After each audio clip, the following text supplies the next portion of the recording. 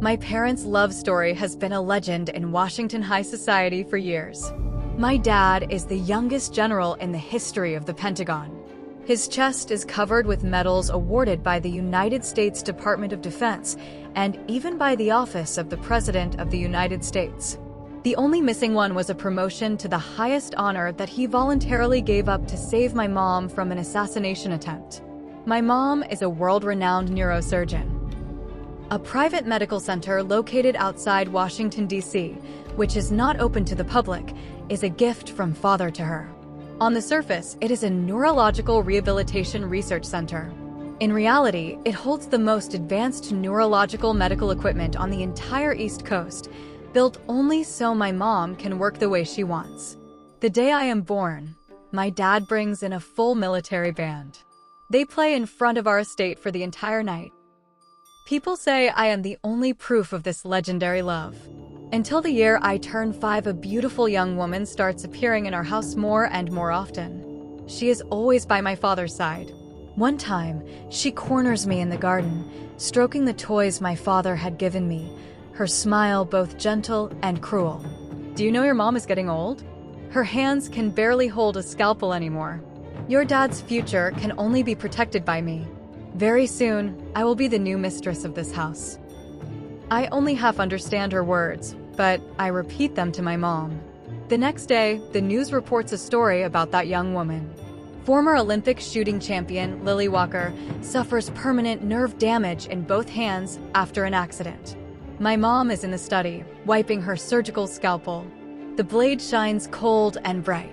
She looks up at me, calm and composed. Nora, Mommy helped you take out a piece of trash. Do you like this gift? Dad, when did you get back? The moment I speak, I see his face, dark and cold. He strides past me without a word and heads straight for the study. The door flies open with a loud bang. Mom is sitting at the desk, calmly wiping a silver scalpel with a velvet cloth. Evelyn, did you do this? Dad's voice is icy. I have never heard him sound like this before. Lily's hands are ruined. Her whole life is over. Do you even know how important she is to me? Mom looks up. Those eyes that have saved countless lives show no emotion at all. A piece of trash, she says lightly. I cleaned it up. So what? You. Dad is shaking with rage. He pulls a black gun from his waist and points it straight at her. She's a genius. An Olympic shooting champion. The military trained her in secret for years. Do you know how much effort it took for me to bring her to my side? And you destroyed her. My legs go weak. I know that gun. Dad uses it at the private shooting range behind our estate. Every shot hits the center of the target. I burst into tears and run forward, spreading my arms in front of Mom. Dad, you can't bully Mom. For a moment, the fury in his eyes wavers when he sees me. The gun lowers slightly. Mom quickly pulls me into her arms. I can feel her heart beating fast. But she laughs. There is a hint of mockery in it. So your subordinate matters more than your own daughter. Dad's face turns red, then pale. He puts the gun away, but the cold in his eyes grows heavier. Evelyn, you disappoint me. Lily only admires me. She wanted to learn from me. She did nothing wrong. You're the one who can't tolerate anyone. From today on, she's moving into this house. I'll take care of her myself until she recovers. You owe her that. He finishes speaking and walks away without another glance. I watch his tall back disappear down the hall. For the first time, Dad's medals don't seem that bright anymore. The next day, Lily moves into our house. She sits in a wheelchair, both hands wrapped in thick bandages. Dad pushes her in himself. She takes the room next to my parents' bedroom. It used to be my room. The sunlight there is the best. Dad makes me move out of this room because of her. Dad hires the most professional private nurses to care for her around the clock. He even moves his office into Lily's room. He says he wants to work while keeping her company. Dad barely goes anywhere else. Even at night, he stays in her room. I often hear laughter, light and happy, and Dad's gentle voice soothing her. Overnight, the whole house seems to belong to her. Lily is a very good actress. When Dad is around, she leans weakly in her wheelchair. Her voice is soft and fragile. Her eyes are always red, like she is about to cry. General, this is all my fault. If I didn't admire you so much, if I didn't keep running to your side, Dr. Shaw wouldn't have misunderstood. My hands don't matter. As long as I can see you every day, I'm satisfied. Dad looks at her with guilt and tenderness. Don't worry. I'll make her give you an explanation. But the moment Dad leaves, Lily's eyes turn sharp like knives. She orders the nurse to throw every doll in my room into the trash. A 5-year-old brat still playing with such childish things. Then she sneers. Tell Evelyn this is compensation. From now on, her precious daughter belongs to me. I run to Mom in tears. She is watering her flowers. After hearing everything, she only says calmly, Nora, don't cry. When a dog bites you, you don't kill it right away. First, pull out its teeth. Cut off its claws. Make sure it can't bark or scratch anyone. Then take your time and enjoy its despair. I nod, half understanding. That night, many people come to our house. Some are Mom's colleagues from the hospital. Some are officers from the Pentagon. Dad thinks Mom is finally going to apologize. His expression softens. At dinner, Mom raises her glass. Her smile is elegant and perfect. I invited everyone here today to be witnesses. Miss Walker has suffered an accident that caused permanent nerve damage to both hands. As a doctor, I feel deeply sorry. So I've decided to provide all her future rehabilitation treatment for free. I will use every resource I have until she fully recovers. She stresses the words fully recovers. Dad and Lily's faces change instantly. Letting the killer treat the victim personally. This is not treatment. It is torture. Her dignity will lie under Mom's scalpel, cut apart little by little. Dad almost loses it on the spot. But the room is full of big names from the Pentagon and the medical world. He has to swallow his anger. Evelyn, you. Mom sets down her wine glass gracefully and cuts him off. What? You don't trust my medical skills? Or you think I'm using my position to take revenge? Her gaze sweeps across the room and lands on the doctors. What do you all think? The doctors respond immediately. Dr. Shaw is one of the best doctors in the world. Of course, we trust her. Exactly. Having Dr. Shaw personally in charge is Lily's luck. Dad's face darkens. Rage fills his eyes. He knows Mom is setting him up in public. In front of these people, he cannot question his wife's professionalism. He cannot admit she is taking revenge. If he does, he exposes his own family scandal. For a decorated general, that is pure humiliation. Lily sits in her wheelchair, shaking with anger. The hands under her bandages seem to throb again. She glares at Mom with pure hatred. Evelyn, don't get so proud. Daniel won't let you do this. Mom smiles. She walks up to Lily and looks down at her, her voice gentle like she is comforting a patient. Lily, relax. The first step of nerve rehabilitation is electroshock therapy. Don't worry. I'll handle it myself. I'll make sure the current precisely stimulates every damaged nerve ending. The process might be a little painful, but if you want to recover, you'll have to endure it. The color drains from Lily's face. Electroshock therapy. She knows exactly what that means. I can almost see her struggling on the treatment bed already. Dad finally snaps. He slams his hand on the table. Enough. Evelyn, do you really have to go this far? The smile disappears from Mom's face. She looks at him coldly. I'm the one going too far?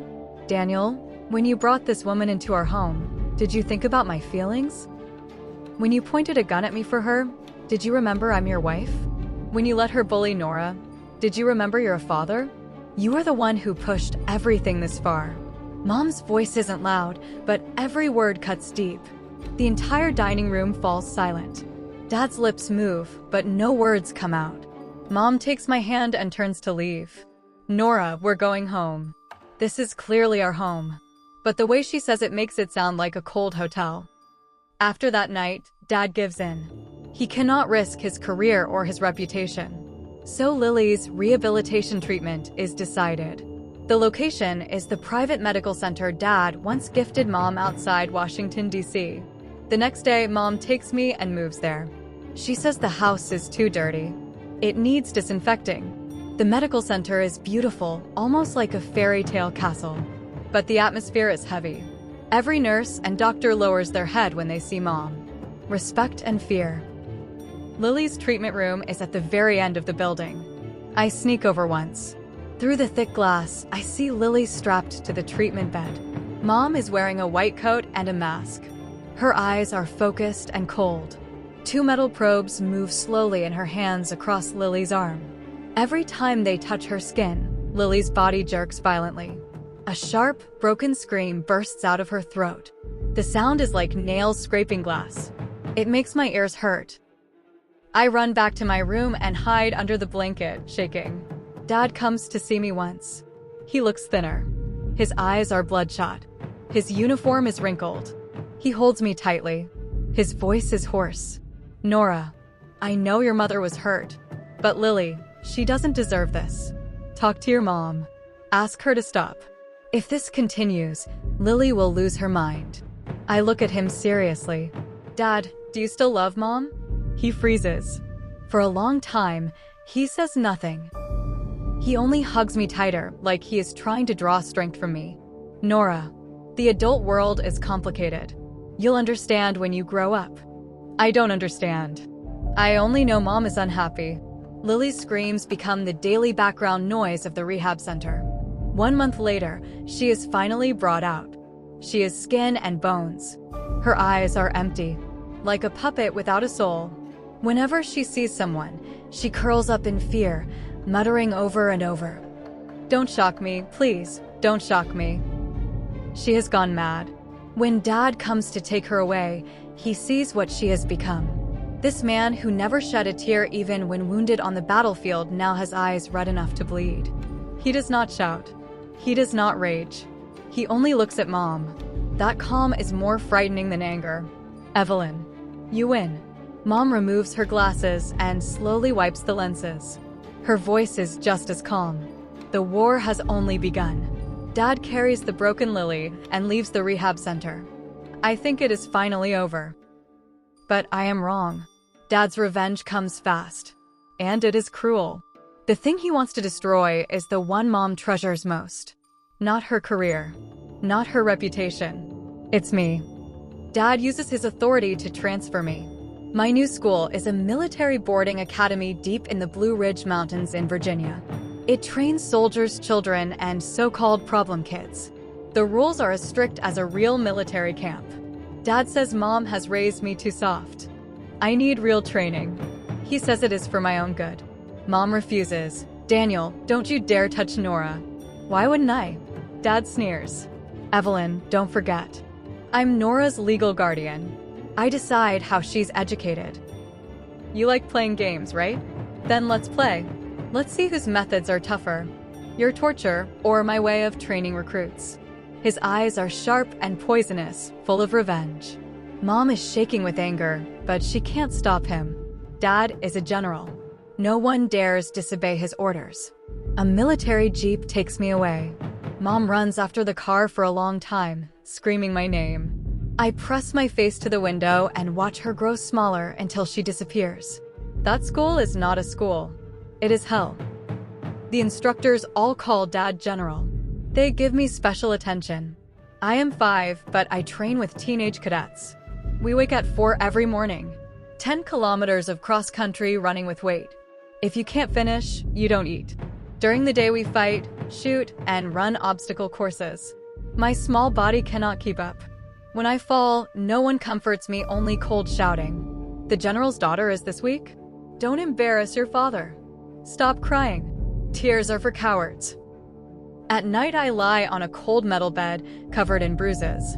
I miss Mom so much my chest hurts. Soon I start getting sick, high fevers again and again. The military doctor only gives me a shot and says coldly, "The general said minor illness doesn't need treatment. Tough it out. Builds character." I feel like I'm going to die. One stormy night, the fever comes back. Rain pounds outside. I lie in bed, half conscious, burning hot then freezing cold. Suddenly the dorm door is kicked open. A tall figure stands in the doorway, backlit by lightning. Rain runs down his military cap. It's Dad. He walks to my bed and touches my forehead. It's burning. He stays silent for a long time. Then he makes a phone call. Evelyn, want to see your daughter? 20 miles west on Virginia State Route 7. There's an abandoned DuPont chemical plant. Come alone. Remember, no tricks. Otherwise. He glances at me, my face red with fever. You can collect her body. He hangs up. Then he grabs me from the bed, wraps me in a blanket, and throws me into the car. I don't know where he's taking me, but I know one thing. There is no love left in Dad's eyes, only madness. He never meant to train me. He is using me to drive Mom insane. The abandoned chemical plant looks like a monster sleeping in the dark. The air reeks of rust and chemicals. Dad ties me to a rusty iron pillar. My fever keeps rising. My head spins. I keep calling for Mom. Dad crouches in front of me and wipes the tears from my face with his rough fingers. His voice is soft, but it makes my blood run cold. Nora, don't be scared. Your mom will be here soon. Daddy just wants to play a little game with her. A game about choices. Soon, the sharp sound of brakes cuts through the stormy night. Mom is here. She really comes alone. She is wearing a thin trench coat, soaked by the rain. Her hair sticks to her face, messy and wet. The moment she sees me tied to the pillar, the calm in her eyes shatters. Fear and fury flood in.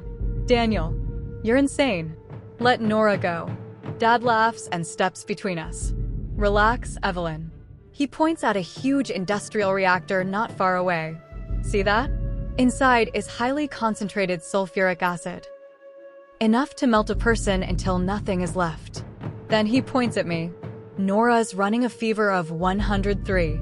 If she doesn't get to a hospital soon, her brain will burn out. Mom's face turns ghostly pale. What do you want? Simple. Dad pulls out a small remote control. This remote starts the dumping system of that reactor. If I press the button, all the acid inside will pour out. He looks at Mom with a cruel smile. Now choose. Jump in yourself and end everything. Or watch your precious daughter be an idiot. I'll give you 10 seconds. 10, 9, 8. The countdown is cold like the voice of death. Mom looks at me. Tears burst from her eyes. There is despair there. Pain. And endless regret. Maybe she regrets loving this man.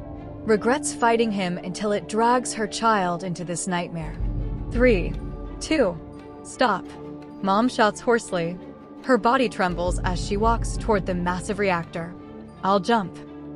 She turns back and looks at me one last time. Nora, I'm sorry. Mommy loves you.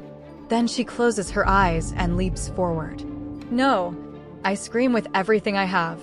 At that moment, engines roar from every direction. The entire factory is suddenly surrounded. Blinding beams of light tear through the darkness. Agents in body armor rush in from all sides.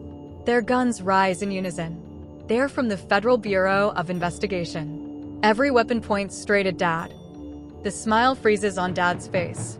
He stares at the scene in disbelief. You called the feds?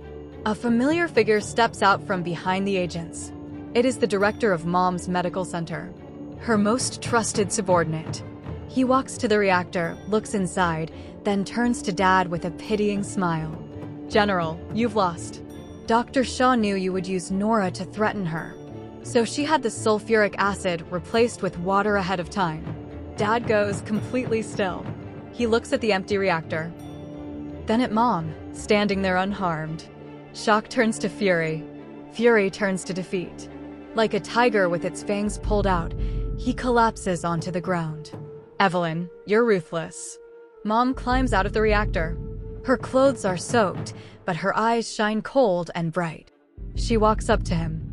Daniel, I told you. The war had just begun. You thought kidnapping Nora would control me? You underestimate a mother. And you overestimate yourself. Soon after, Dad is taken away by the United States Army Criminal Investigation Division for abusing his authority, retaliation, and kidnapping a minor. The decorated officer from the Pentagon loses everything overnight. Mom brings me back to the medical center. After the fever breaks, I fall seriously ill. Mom stays by my side every minute. She feeds me medicine herself, cooks for me, tells me stories. Her arms are still warm, but something feels different. When she looks at me, there is love, but also something sharper, something watchful. 6 months later, Dad's sentence is announced. All his ranks and honors are stripped. He is expelled from the military and sentenced to 10 years in prison. The once glorious general covered in medals becomes nothing more than a prisoner. The day the news arrives, Mom is trimming an orchid. She works slowly and carefully, like she is finishing a piece of art. "Nora, do you hate your dad?" she suddenly asks. I shake my head. I don't know what hate is. I only feel sad. Mom sets down the scissors and touches my hair. That's good. Hate is exhausting. The cleanest way is to remove someone from your world completely. Just like trimming these extra branches. She points at the cut leaves on the polished floor. Soon a servant sweeps them into the trash. From that day on, Mom begins teaching me many things. No more fairy tales. No more piano. She teaches me anatomy. Every bone. Every blood vessel. Every nerve in the human body. She teaches me chemistry. Every poison. Every reaction inside the human body.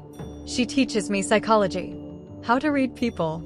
How to use their weaknesses. Nora, she tells me, Mom can't protect you forever. The sharpest weapon in this world isn't a gun or a knife. It's your brain. You must become stronger than anyone. Smarter than anyone. Colder than anyone. Only then will no one dare hurt you again. I become her perfect creation, calm, rational, even ruthless. 10 years pass in a blink. The year I turn 15, Dad gets out of prison. He has aged a lot. His back is bent. Most of his hair is white. The light in his eyes is completely gone. He comes to find us. That day, I am in the garden watering the tulips Mom has just cultivated. He stands not far away, staring at me greedily, his eyes full of guilt and pleading. "Nora, you've grown so much." His voice is hoarse and dry, like it has been scraped by gravel. I ignore him and continue what I am doing. He rubs his hands awkwardly and takes out an old rag doll from behind his back. This was your favorite when you were little. I kept it all these years." I look at the doll. It was a gift he brought me from France when I was 5. Later, Lily threw it into the trash. I never thought he had picked it up again. "Do you need something?" I ask coldly. My indifference stings him. A layer of moisture rises in his cloudy eyes. "Nora, Dad knows I was wrong. For 10 years, I've been repenting every day. Could you let your mom see me? I want to say I'm sorry to her. I just want to see her once. Just once," he is almost begging. At that moment, Mom walks out of the house. She is wearing an elegant white dress. 10 years have left no mark on her face.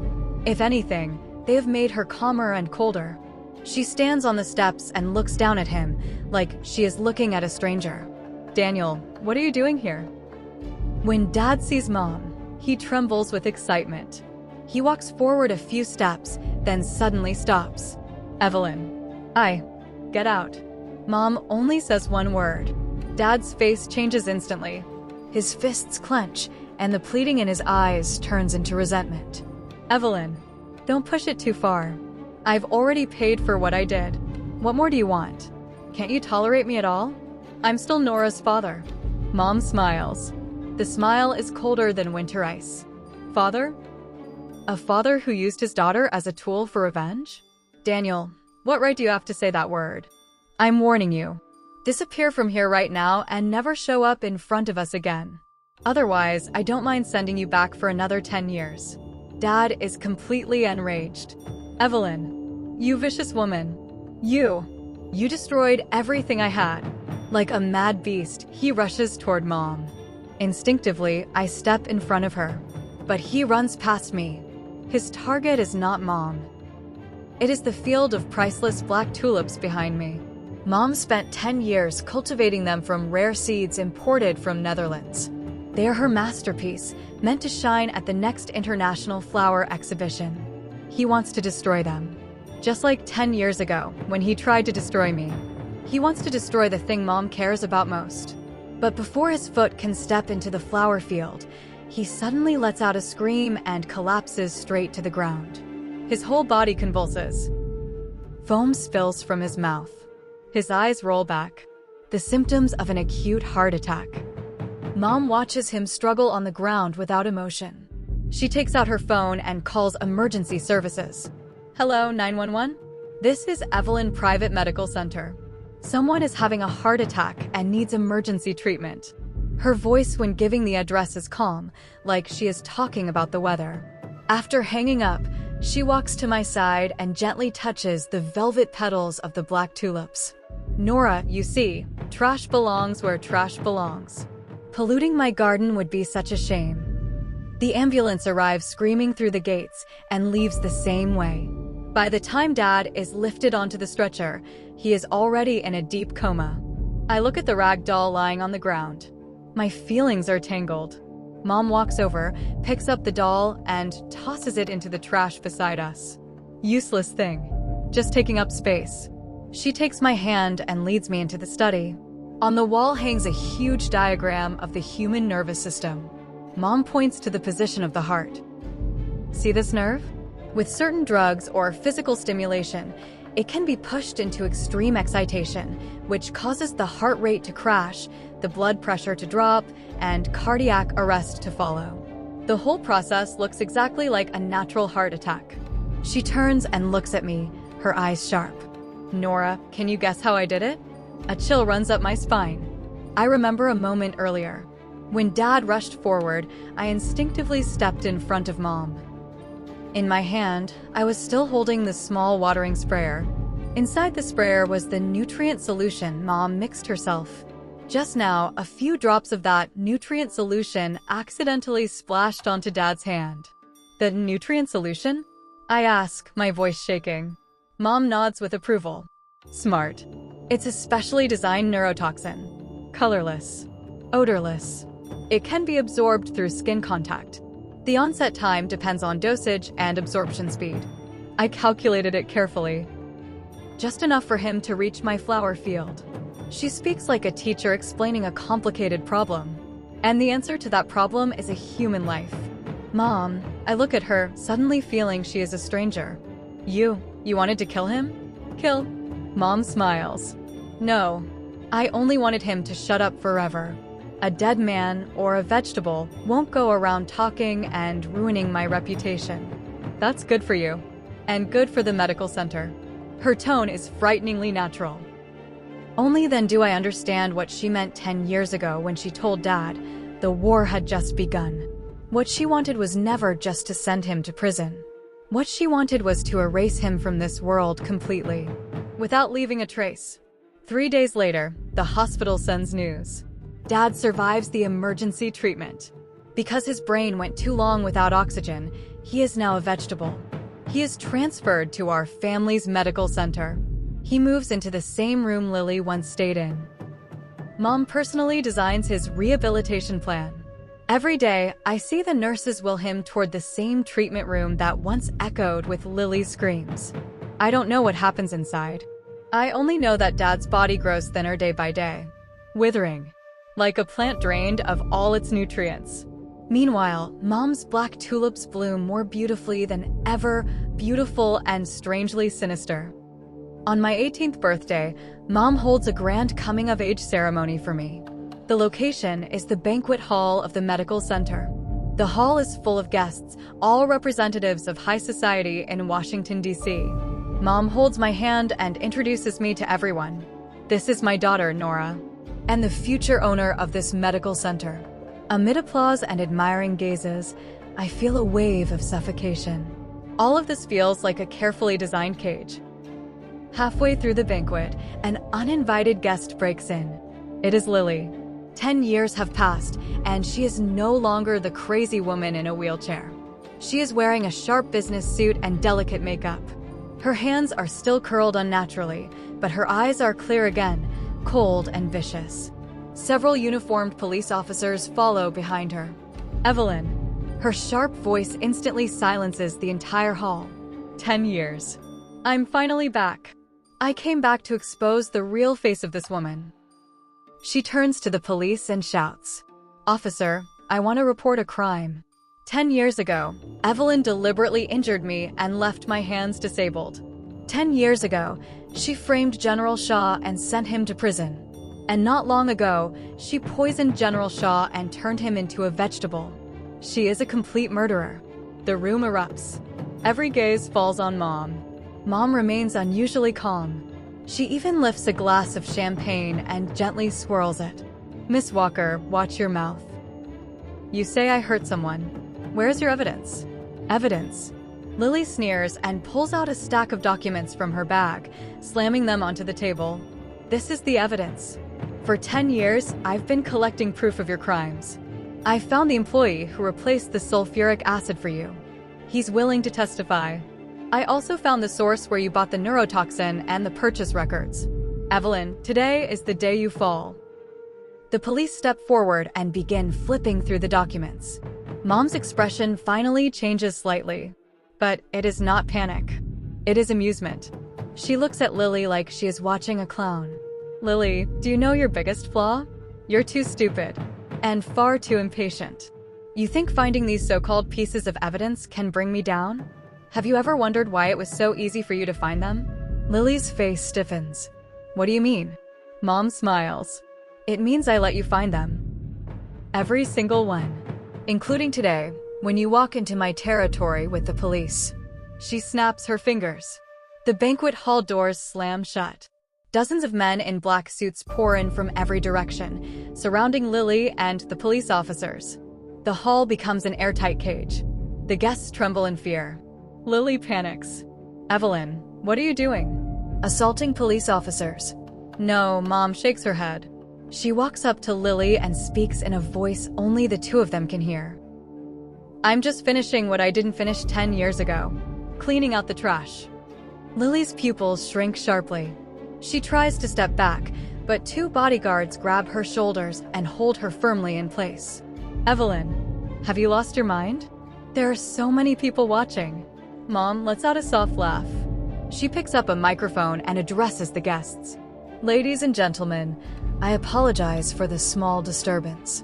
It seems we've had an unexpected incident. But now, please enjoy a special program I've prepared for tonight. The moment she finishes speaking, the giant screen in the center of the banquet hall suddenly lights up. What appears on the screen is the surveillance footage from the medical center. In the footage, Lily. She sneaks into the archives room and steals a stack of documents.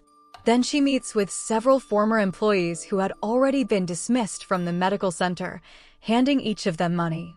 Finally, the video freezes on a scene of Lily embracing a man. I recognize him. He was Dad's former aide-de-camp, the same man who betrayed him during the conspiracy years ago and was eventually sent to a military court. So he had already been released from prison. And he and Lily had been working together all along. Her so-called admiration back then had been nothing more than a carefully planned approach. What she wanted was revenge. Revenge against my dad, the man who destroyed her lover, and against my mom. When the video ends, the entire hall falls into dead silence. Lily's face turns as pale as paper.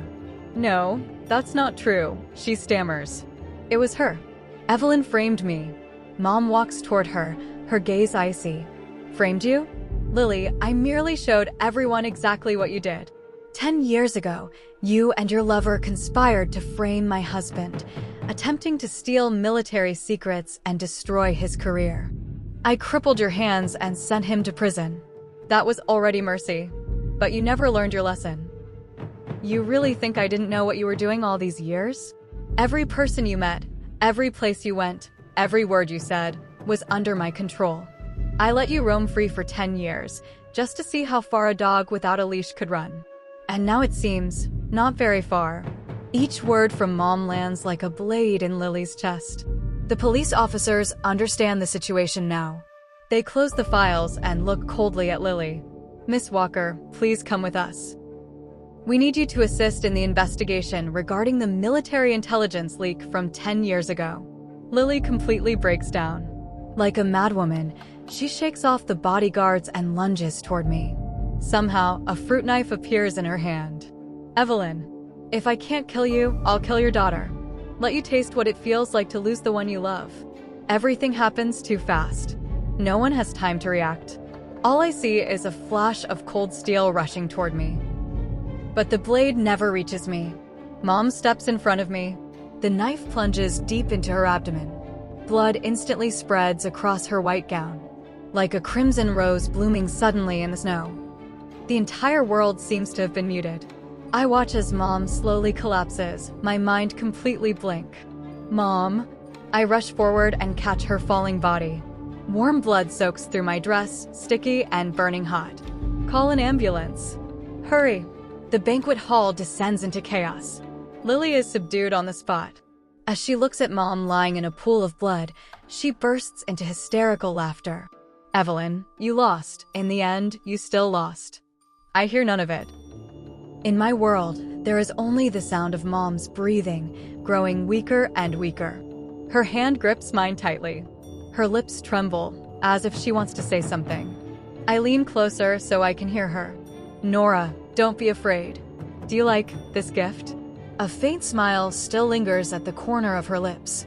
I suddenly lift my head.